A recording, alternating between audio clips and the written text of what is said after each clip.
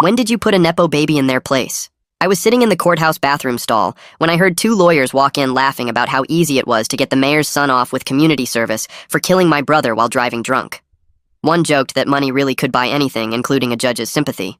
I stayed silent until they left, then stumbled out feeling hollow. The mayor's son, Sawyer, had mowed down my little brother at a crosswalk 6 months earlier. He fled the scene, leaving my brother to die alone on the asphalt. Security footage showed his car speeding, but somehow the evidence kept getting muddled during the trial. His high-powered lawyers painted him as a troubled youth who made one mistake. After the joke of a sentencing, I watched Mayor Dorsey give a press conference about second chances and redemption. He stood there talking about how his family suffered too, while behind him Sawyer smirked, wearing designer sunglasses indoors. Nobody wanted to hear that this wasn't Sawyer's first offense. I'd done research and found sealed records of previous incidents. A DUI that disappeared, an assault charge that got dropped, property damage that his father paid off quietly. But every time I tried to bring it up, people said I was bitter and needed to move on. 3 months after the trial, I was working at my crappy retail job when a manila envelope appeared under my car windshield. No return address or note, just a USB drive wrapped in bubble wrap. I plugged it into my laptop, and the drive contained dozens of photos and documents about a 3-year-old girl named Jade, birth certificate listing Sawyer Dorsey as the father, alongside hospital records, bank statements showing monthly payments from an offshore account, and photos of Sawyer with a young woman and baby. I dug deeper and found the mother's story. She'd been a college student when Sawyer got her pregnant. His family paid her to disappear and stay quiet. The monthly payments came with strict conditions, including never contacting Sawyer or going public. She'd moved 3 states away and was raising Jade alone. This was bigger than just a drunk driving cover-up. This was proof of a pattern showing how the Dorsey family handled problems by throwing money at them. I finally had leverage but needed to be smart about using it. Going to the media would put Jade and her mother at risk. I spent weeks verifying everything, even driving out of state to observe them from afar. Jade had Sawyer's distinctive green eyes and sharp chin. Watching her play at a park while her mother looked exhausted broke my heart. The anonymous source kept feeding me information through random drops. Security footage of Sawyer visiting the child exactly once when she was born. Legal documents showing the non-disclosure agreements. Even recordings of phone calls where lawyers discussed keeping the situation contained. Someone close to the family wanted this exposed, but couldn't do it themselves. I decided to confront Sawyer directly first. I waited outside his favorite bar until he stumbled out at 2 a.m., heading for his car again. I stepped in front of him, holding printed photos of Jade. His drunk confidence evaporated as he recognized what I had. He tried to grab the papers, but I'd made copies. Sawyer called his father right there in the parking lot, babbling about the photos. I could hear Mayor Dorsey's voice getting louder through the phone, demanding to know who else knew. Sawyer kept looking at me with genuine fear in his eyes. He knew I had something that money couldn't make disappear. The next day, Mayor Dorsey himself showed up at my apartment with 2 lawyers. They tried every tactic from bribes to threats to emotional manipulation. They offered me millions to hand over the files and sign my own NDA. When I refused, they shifted to talking about how publicizing this would hurt Jade and her mother more than anyone else.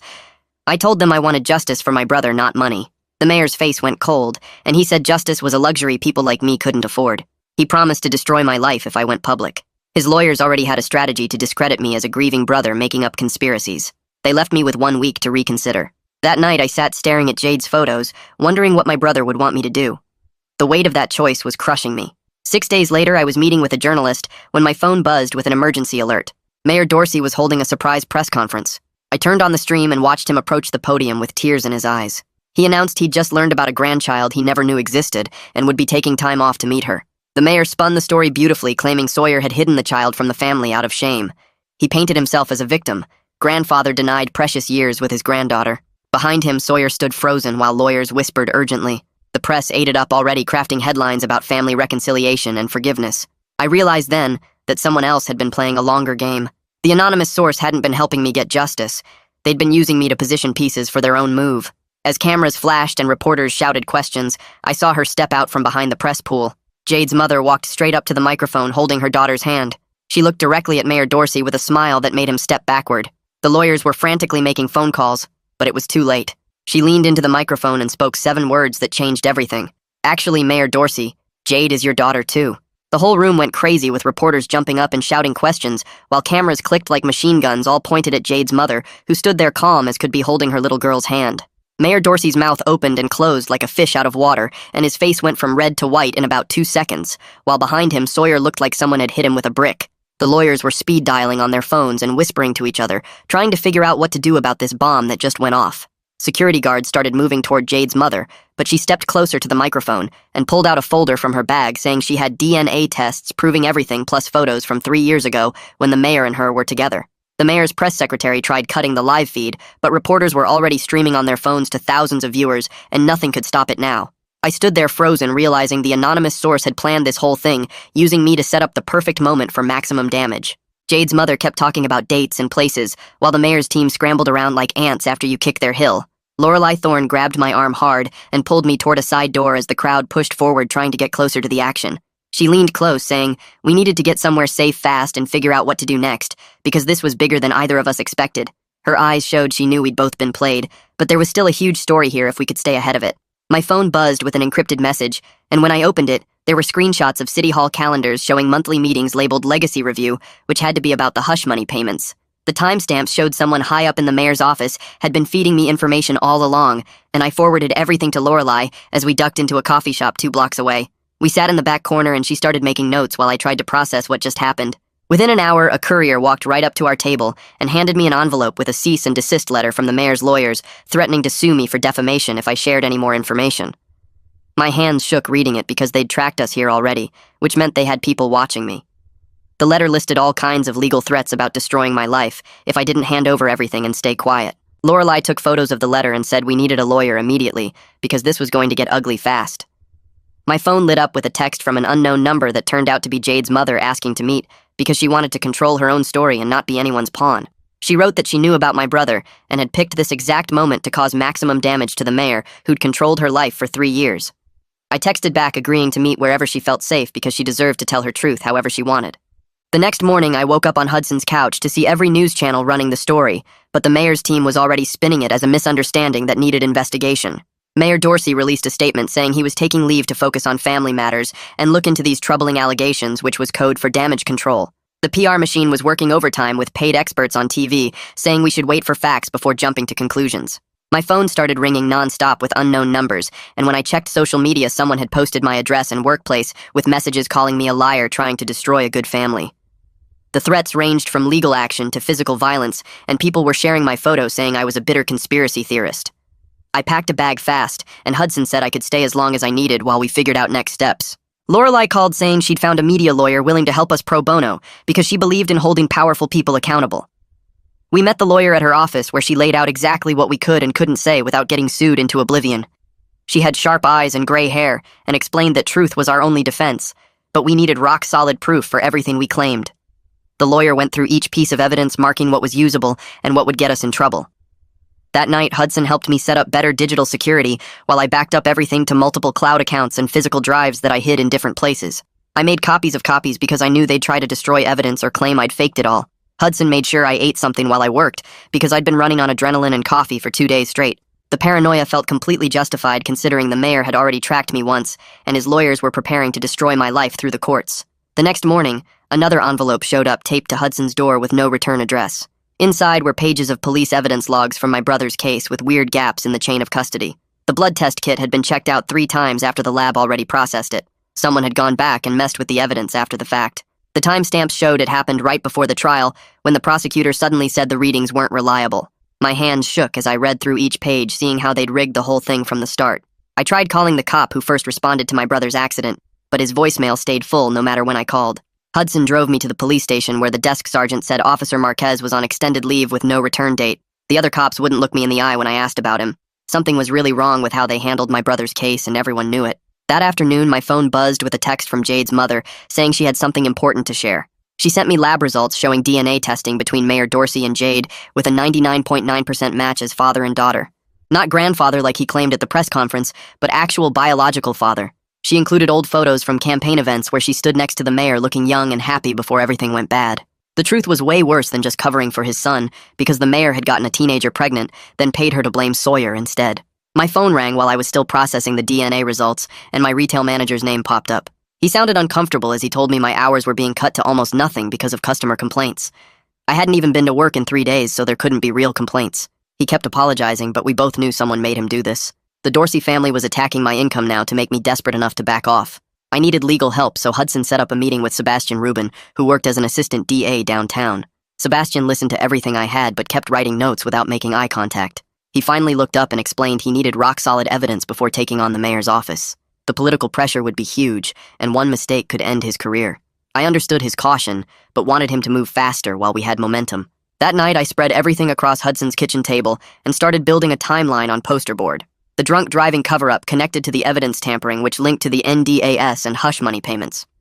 The paternity lie sat at the center with arrows pointing to every other crime they committed to hide it. Looking at the whole web made me realize how deep this corruption went through every level of city government. Meanwhile, Lorelei was meeting with her editor trying to get approval for the story, but he kept pushing back. She texted me that he wanted signed affidavits and multiple sources for every single claim we made. Journalism wasn't about breaking news anymore, but about being bulletproof when rich people's lawyers came after you. The editor finally agreed to run something if they could verify everything to his standards, which meant more waiting. Lorelei arranged a formal interview with Jade's mother at a lawyer's office, where everyone would have legal protection. The mother showed up looking calm and ready to finally tell her story the right way. Lorelei treated her with respect, which helped build trust between them after years of the mother being treated like a problem to manage. They sat in a conference room with a court reporter typing every word while lawyers watched from the corners. The mother started by explaining she was 19 and volunteering for Mayor Dorsey's first campaign when he started paying attention to her. She described how he pursued her with gifts and promises until she thought they were in love. The affair lasted 3 months before she found out she was pregnant, and everything changed. The mayor's lawyers showed up at her dorm with papers to sign and threats about what would happen if she didn't cooperate. They made her name Sawyer as the father to protect the mayor's marriage and political career. She got monthly payments but had to disappear and never contact anyone from her old life again. For years, she followed their rules while raising Jade alone and watching the mayor on TV pretending to be this great family man. She knew about the press conference ahead of time because someone at City Hall always leaked the mayor's schedule. She planned her revelation for maximum impact when he tried to spin being a grandfather. The mother wanted Jade to know the truth someday, instead of growing up with lies about who her father really was. She looked straight at the camera and said she was done being afraid of what they could do to her. That same night, I drove to the old parking garage on 5th Street, where the anonymous source had left packages before. The third level was empty, except for scattered trash and a few abandoned shopping carts. I taped an envelope under the concrete ledge near the stairwell where I'd found previous drops. Inside was a simple message saying I was done being someone's puppet and wouldn't cooperate anymore unless they revealed themselves. Trust had to work both ways if we were going to bring down the mayor together. I waited in my car for 20 minutes watching the drop spot, but nobody showed up.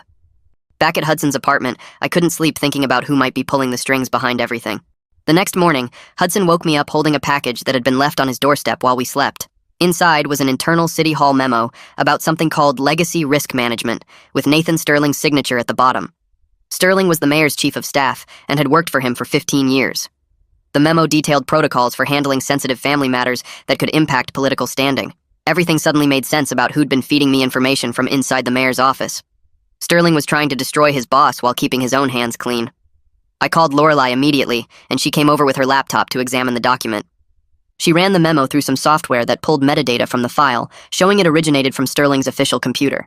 The email headers matched City Hall's internal server, and the digital signature was authentic. We had actual proof that someone at the highest level of the mayor's staff was documenting the corruption.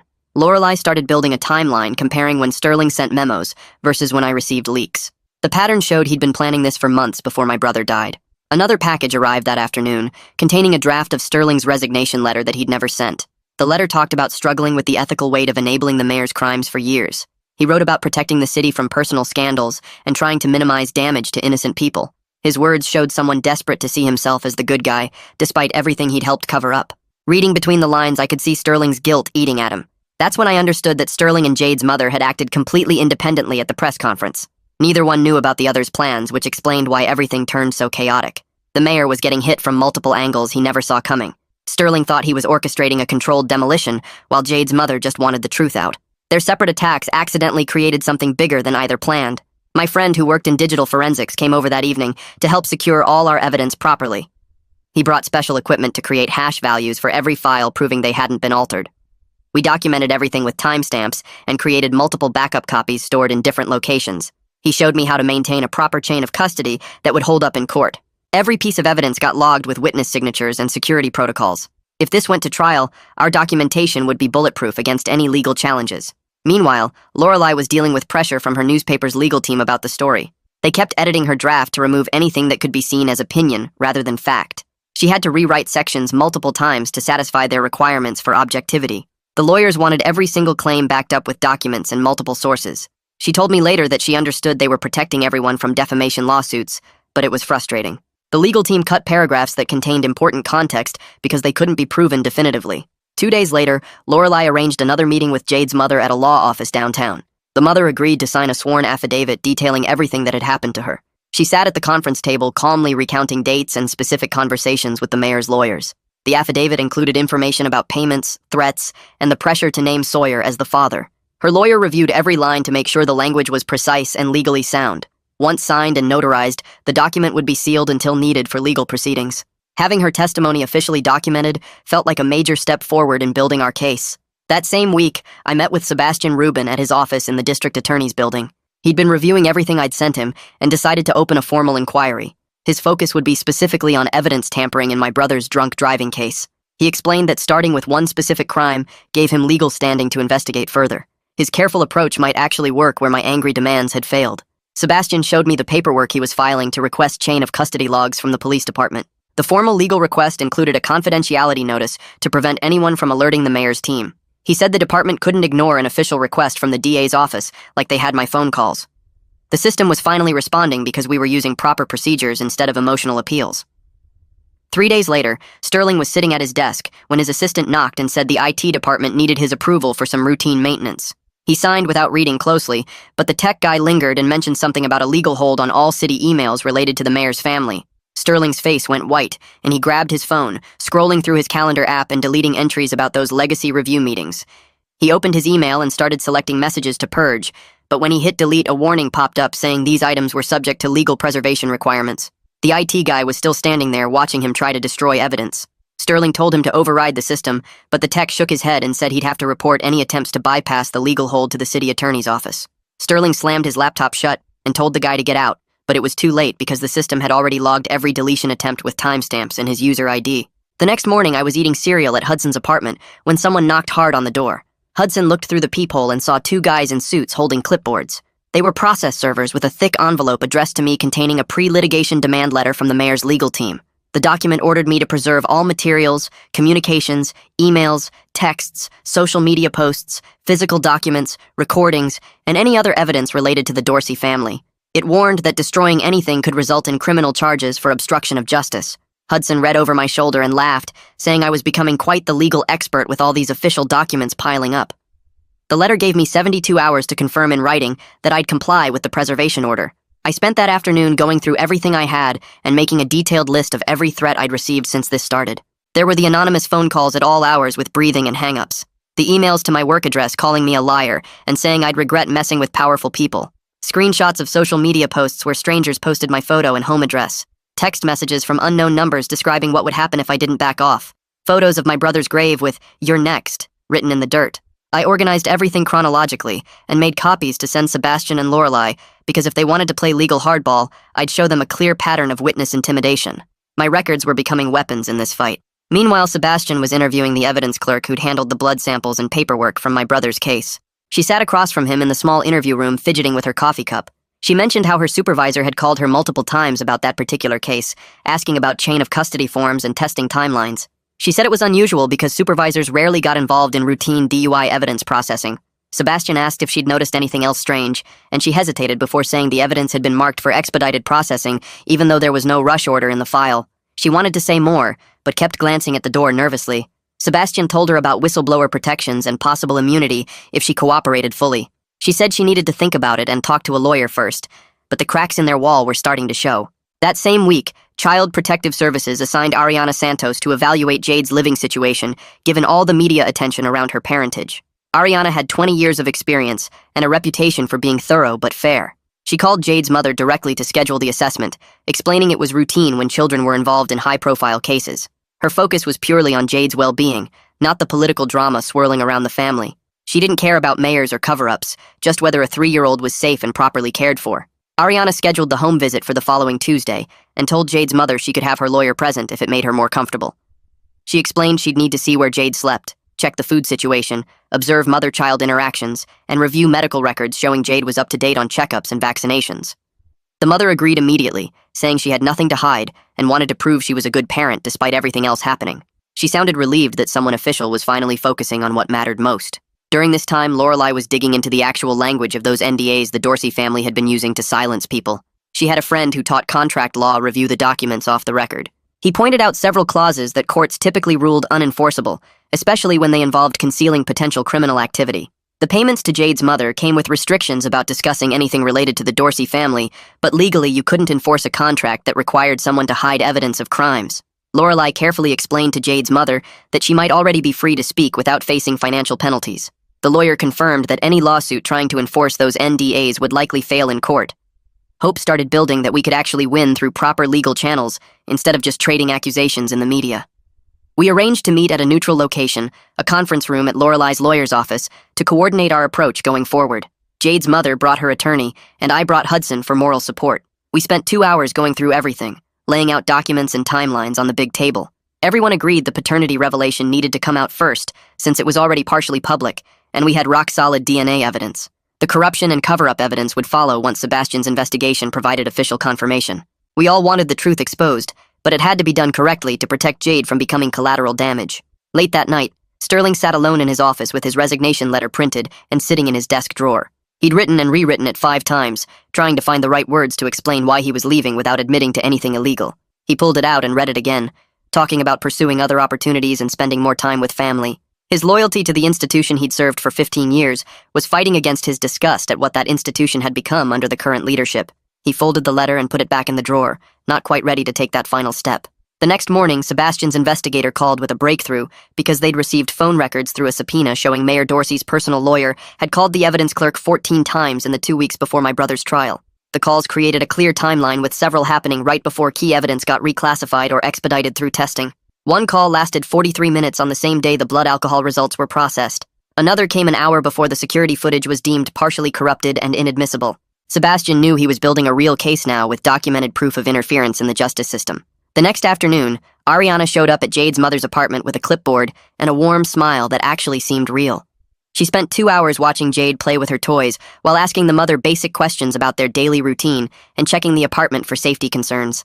The place was small but spotless, with kid drawings stuck on every wall and healthy food in the fridge. Jade seemed happy and kept bringing Ariana different stuffed animals to meet while her mother answered questions about doctor visits and preschool plans.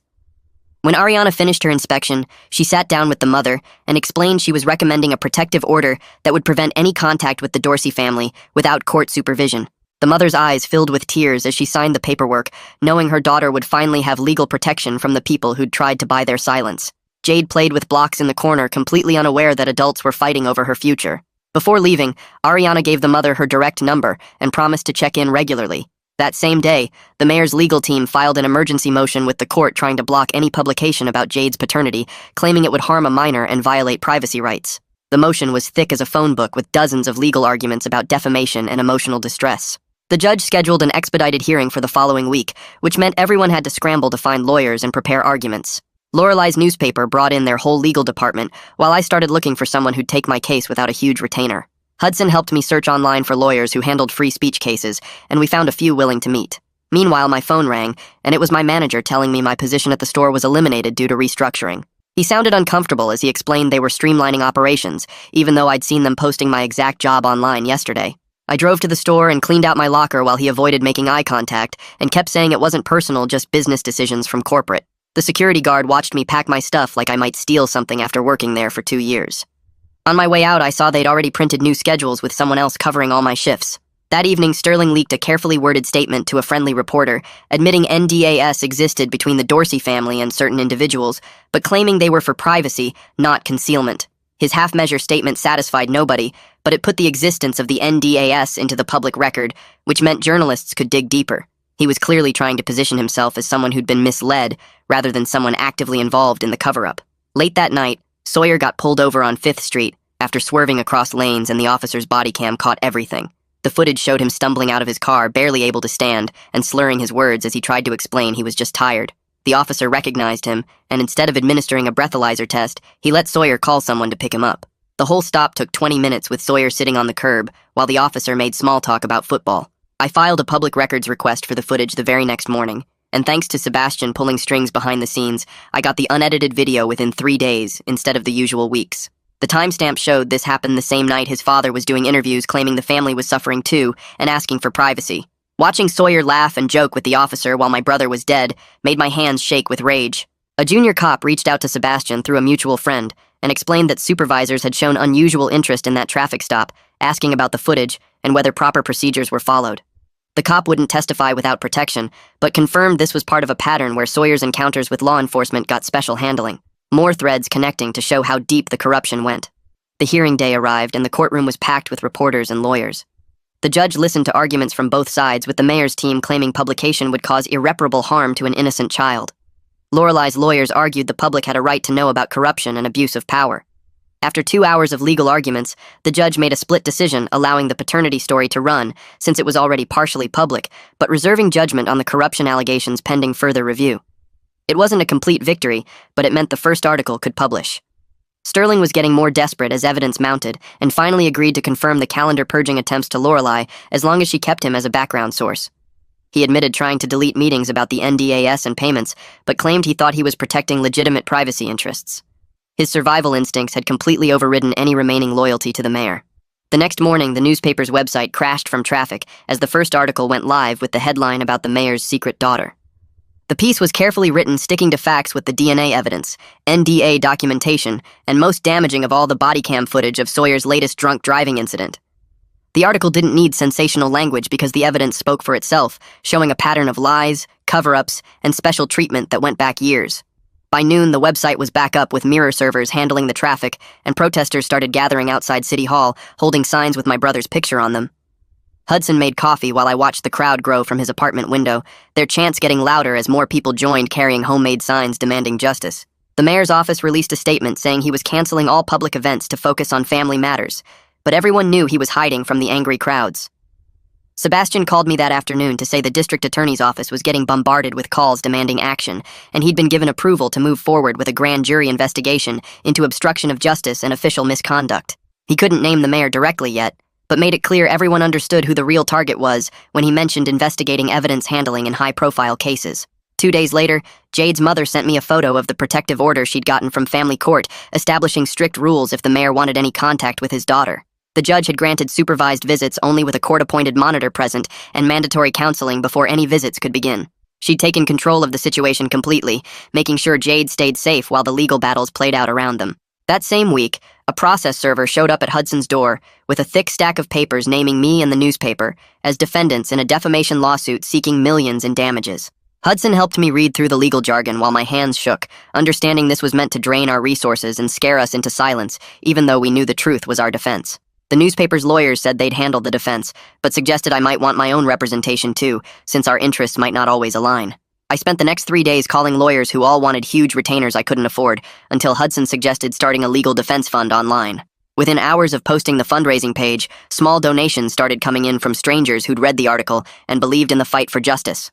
$5 here, $20 there, each one with messages of support that made me realize how many people had been waiting for someone to stand up to the mayor's corruption.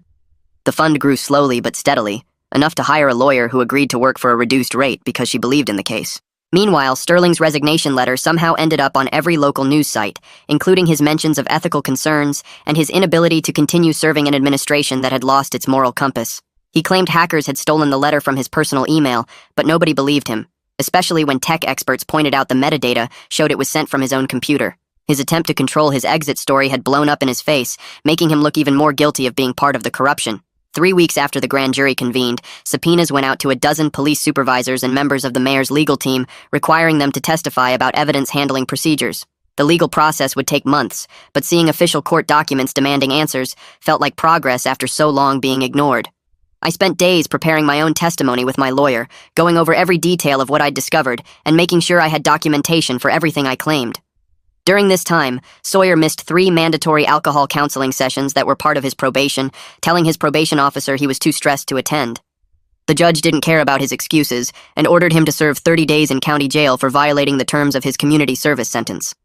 Watching him get handcuffed in court while his father's lawyers stood there powerless to help felt strange, not satisfying but just sad at the waste of it all. My new lawyer said our best chance at getting the full truth about my brother's death was filing a civil wrongful death suit that would force discovery of all the evidence from the original case.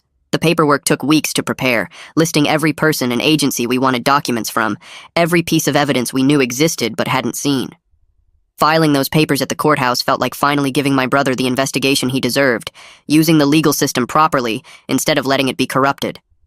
The newspaper kept digging too, and published a follow-up story featuring anonymous testimony from the evidence clerk who'd handled materials in my brother's case. She described supervisors showing unusual interest in the chain of custody, asking her to expedite certain tests while delaying others, creating gaps that the defense lawyers later exploited. Her testimony matched perfectly with the timeline I'd built, showing how evidence got muddled at crucial moments during the trial. More people started coming forward with their own stories of the mayor's interference in legal matters, each one adding another piece to the pattern of corruption. A retired detective reached out saying he'd been pressured to drop an investigation into one of Sawyer's earlier incidents. A former city attorney admitted being told to settle cases quietly when they involved certain families. The dam was breaking as people felt safe enough to speak up, knowing they weren't alone anymore. The protests outside City Hall continued growing, with vigils every evening at the crosswalk where my brother died, people leaving flowers and signs demanding real justice, not the fake version money could buy. 2 weeks after the protests started getting bigger, Mayor Dorsey called another press conference, but this time he looked older and tired standing at that same podium. He read from prepared notes saying he wouldn't run for re-election next year, so he could focus on family matters and personal reflection about recent events. The reporters kept pushing for more details, but he just repeated the same vague statements about needing time to heal and reconnect with what really mattered in life. Behind him, his lawyers stood ready to jump in if he said anything that could hurt him legally, but he stuck to the script perfectly. The whole thing lasted maybe 10 minutes before he walked off without taking questions, while cameras clicked and people shouted after him. That same afternoon, Ariana called me to say she'd finished putting together a safety plan for Jade and her mother that included regular check-ins and connections to local support services. She'd found them stable childcare through a nonprofit program and set up counseling appointments for both of them to help process everything that had happened. The paperwork showed Jade would have access to therapy when she got older to understand her complicated family situation in a healthy way. Ariana made sure everything focused on what was best for the kid instead of the drama around her parents. 3 days later, Sebastian met me at a coffee shop near the courthouse to explain what would happen next with the grand jury investigation.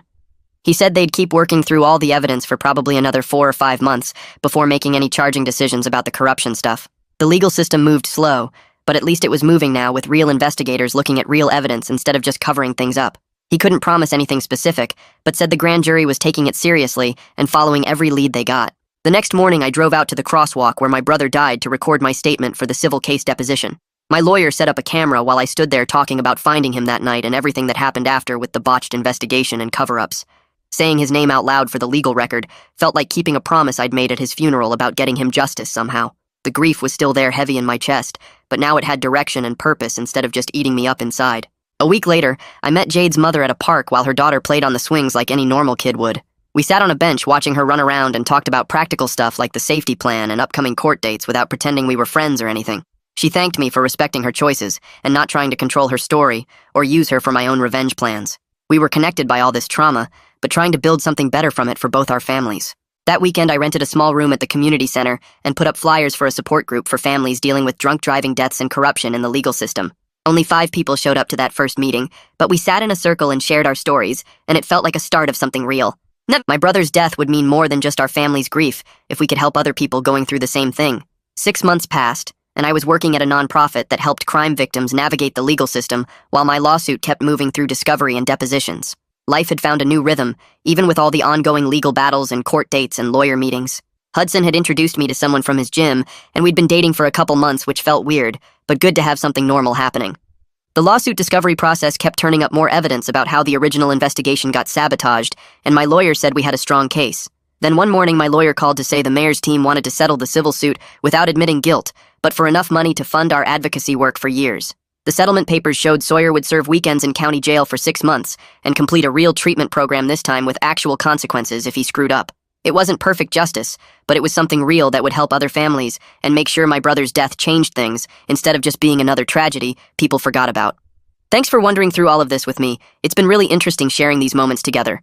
I'll catch you next time. Subscribe for more content like this.